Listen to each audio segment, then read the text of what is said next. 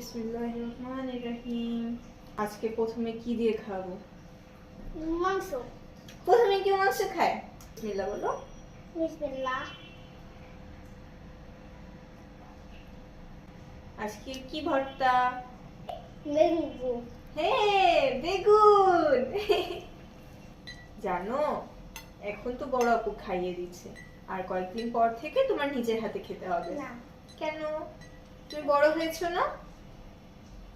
আমরা অল্প বড় হয়েছি। তো অল্প বড় হলে নিজের হাতে খাওয়া যায় না? তারপর কত বড়? তুমি কি নিজের হাতে চিপস খেতে পারো? বিস্কিট খেতে পারো? না। বিস্কিট খেতে পারো না নিজের হাতে? পরেরবার আমরা তোমার বিস্কিট খাওয়ার ভিডিও করে ছেড়ে দিব, তারপর দেখাবো এই যে দেখেন আমাদের সানজিল নিজের হাতে বিস্কিট খেতে পারে। তোমার শাক খেতে ভালো লাগে? না। কিন্তু এই লেবু দিয়ে যদি আমরা শাকটা খাই, শাকের টেস্টই চেঞ্জ হয়ে যায়, না। এত মজা লাগে। খাবো। হ্যাঁ, অবশ্যই মাংস খাওয়া। আচ্ছা, একবার শাক নিলে এরপরই তোমাকে মাংস দিব। হ্যাঁ, কিন্তু আমি এত কষ্ট করে আমার বাবার ভাইয়ের জন্য নাড়াচাড়া দিলাম, আমার ভাই যদি না। মুরগি কিভাবে আওয়াজ করে? বাপ বাপ। আর গরু কিভাবে আওয়াজ করে শুনবা? হাম্বা।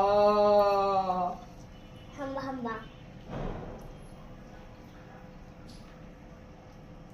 খেতে বেশি মজা লাগে, মুরগির মাংস না গরুর মাংস? গরুর মাংস। গরুর মাংস। এই যে দেখো, এটা গাছের মতো, এটার নাম কি? গাছ। না। এটা গাছ না, এটা ফুল একটা। এটা ফুলকপি। শীতকালের সবচেয়ে জনপ্রিয় সবজি হলো ফুলকপি। ফুলকপি আমরা ভাজি করি, পরে ঝোলের সাথে খেলে সবচেয়ে বেশি মজা লাগে। পানি খাবে একটু? ওকে, পানি টাইম। খাও। বিসমিল্লাহ। বিসমিল্লাহির রহমানির রহিম।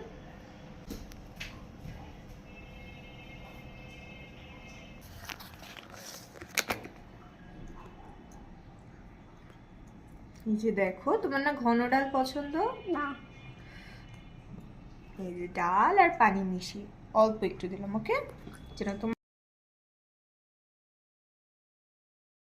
শেষে শুধু মাংস আর ভাত খেয়ে আমাদের শেষ। তুমি তো আজকে খুব গুড বয়ের মতো খেয়েছো। দেহাতে ধরো। খাওয়া শেষ হলে আমরা কি বলি? বলো আলহামদুলিল্লাহ। আলহামদুলিল্লাহ। সবাইকে টাটা দাও। টাটা।